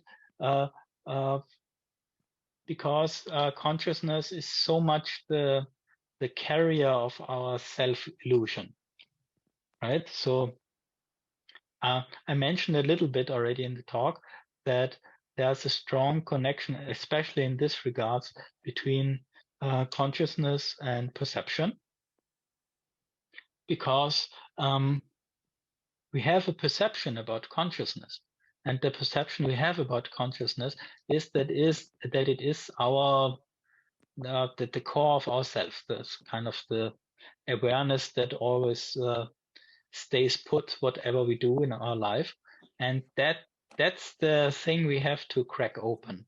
And so I would recommend anyone who's, and basically anyone should, but anyone who's now specifically interested in comprehending the impermanence of consciousness, steel your mind in training knowledge about insight into perception, because that's the key there. We have to understand the layer of perception that's clouding the impermanence of consciousness. And we can also do some small tricks or experiments on binding, kind of intentionally binding consciousness to a certain perception. I used to use the breathing for that. You can develop your own little method out of it. You could try to focus on now mainly body consciousness while you breathe in, and at this time you're allowed to really fully absorb how it feels to identify with this body consciousness that's connected to breathing in, which would usually feel like, now I am the one who is breathing in, I'm the one who feels this in breath, right? And we try to internalize this feeling of I am the in-breather. And then when we breathe out, we don't do the same again, but we rather observe that this one particular consciousness of I am the one who experiences the in-breath is no longer present when we breathe out. Right? If that's too close, we can go further back into the past. Maybe let's say we could try to remember the consciousness we had when we started this Dhamma meeting. How did it feel? Can we maybe something else happened today which left an impression in your mind, and try to remember how it felt to have that particular sense consciousness at that point of time, and where is it now? So we can see individual consciousness arises and passes away, but the fact that consciousness is part of our experience, that's a constant. So we don't have to fight that and try to have a moment of being unconscious to prove that consciousness is impermanent. Consciousness is impermanent, and at the same time, it's permanently part of the whole set of experience. So we have to aim at the right impermanence to crack it. Does it make any sense? Yes, it does. Thank you so much, Bhante. Thank you. You're welcome.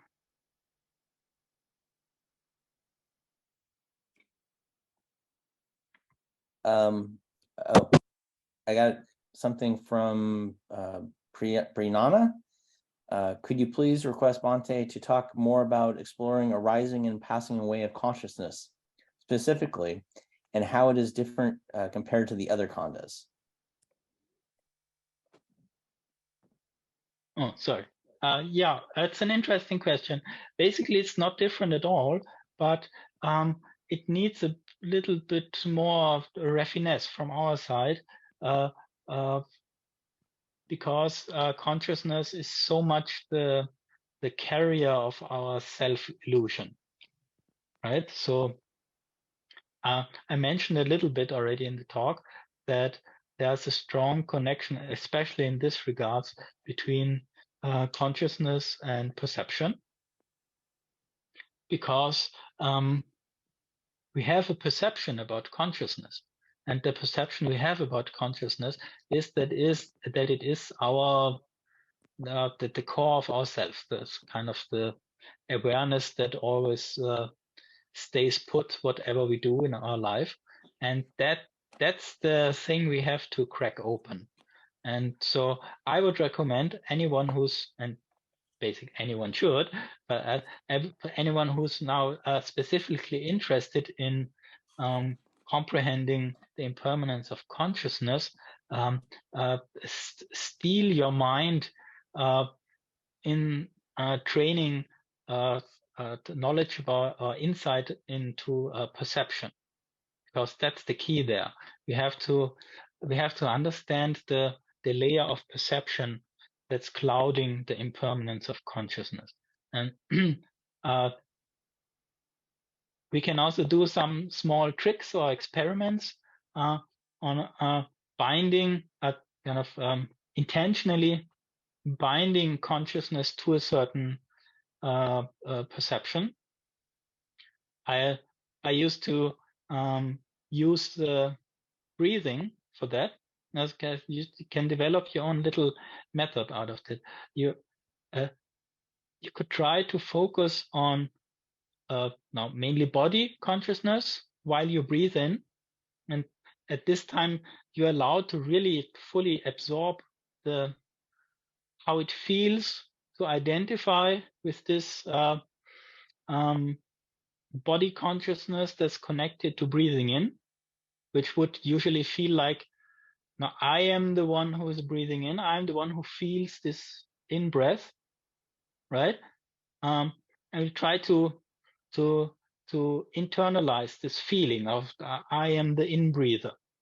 And then when we breathe out, we don't do the same again, but we rather observe that this one particular consciousness of I am the one who experiences the in-breath is no longer present when we breathe out. Right? If that's too close, we can go further back into the past. Maybe let's say we could try to remember the consciousness we had when we started this Dhamma meeting.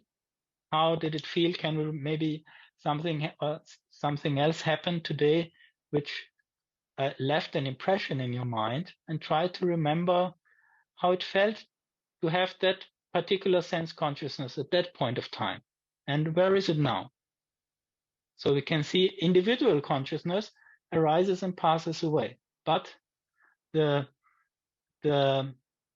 fact that consciousness is part of our experience, that's a constant. So we don't have to fight that and try to have a moment of being unconscious to prove that consciousness is impermanent. Consciousness is impermanent, and at the same time, it's permanently part of the whole set of experience.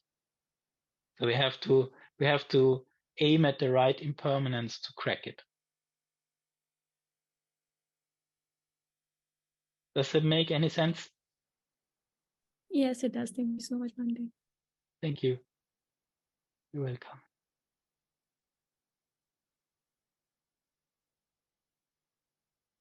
Getting dark there, Bhante. All right. Yes. Also, we have a question from one more here from Vanessa. Sorry. Vinyanang Anidasanam. I got that now. Is experience as an object of perception? Question mark.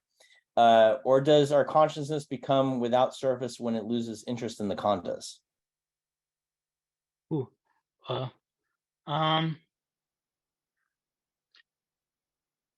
This become without a surface. I would say it becomes uninterested in any meaning.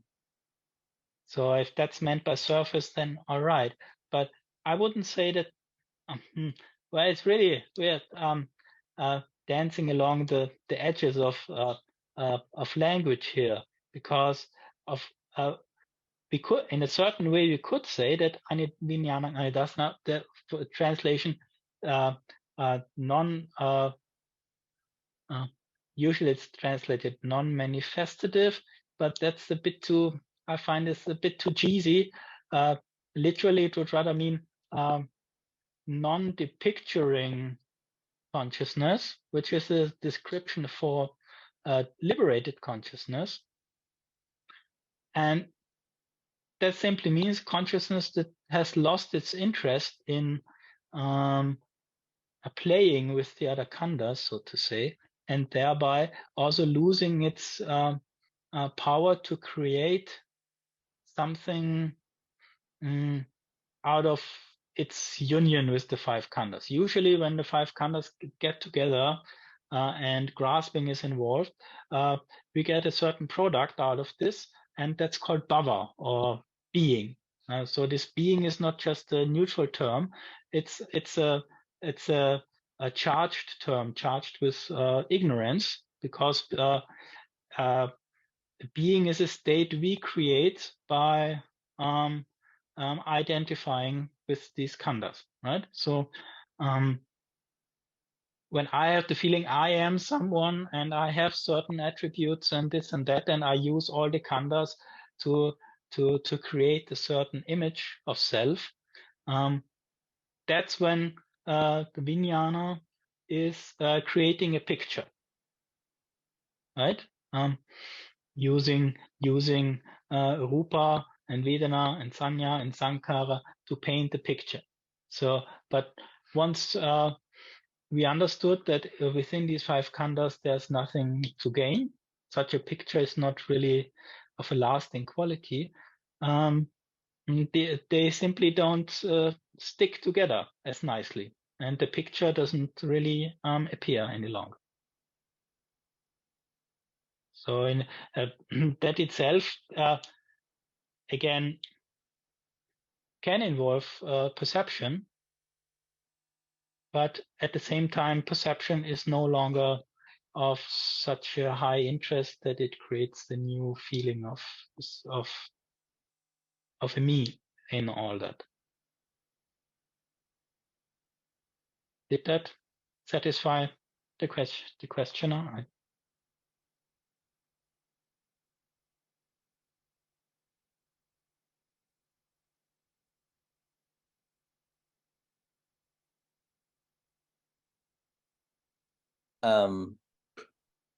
Yes. We hope so. I'm not sure if she has a response or not. Are you up for one more question, or should we? Why don't we take? Yeah. We'll take one more question, and then we'll wrap it up there. Okay. This is from Kath. Could you please ask Bhante, how can one, seeing the impermanence, non-self, and unsatisfactory state of an endeavor, but needs to pursue it, e.g., searching for a new job, approach it in a way that diminishes craving and suffering? Yeah, that's a good question. It basically means how to move in the world with this knowledge, because it's basically a knowledge that finally will lead us out of this world. So we could answer that on different levels. That the most straightforward level would be always prioritize the true nature of things and lead a meditative life. But of course, that's maybe not very helpful if we have to move about in our life. So I would suggest that try to incorporate the insight into impermanence and non-self into our worldly endeavors. Now, let's say you're applying for a new job, and so usually people do that with a lot of anticipation and anxiety and hopes, getting up and already imagining how wonderful it would be to have this stable job or whatever, creating scenarios in the mind which sell them some fake permanency feelings or self indulgences, and so we can move about our daily life in the world also more liberatedly if we bring a certain a feeling of relaxedness or uninvolvedness, uninvolvement to the table when it comes to such topics, right? And maybe if the job we apply for is completely contrary to this insights, then maybe it's anyways better we find another job that's more suitable, that maybe even appreciates a person in the workforce who's laid back and not easily excited, and who has a solid foundation in a certain self-awareness, even if that self-awareness means insight in non-self.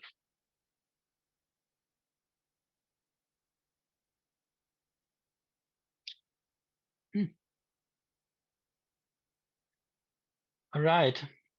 So thank you very much for this invitation. Thanks for sharing this, your Dhamma space, for letting me talk and explain a few of my Dhamma insights to you. It was a pleasure sharing them with you, and I wish you all the best on your journey to ultimate liberation, and maybe one day our paths will cross again. And until that moment, I wish you all the best.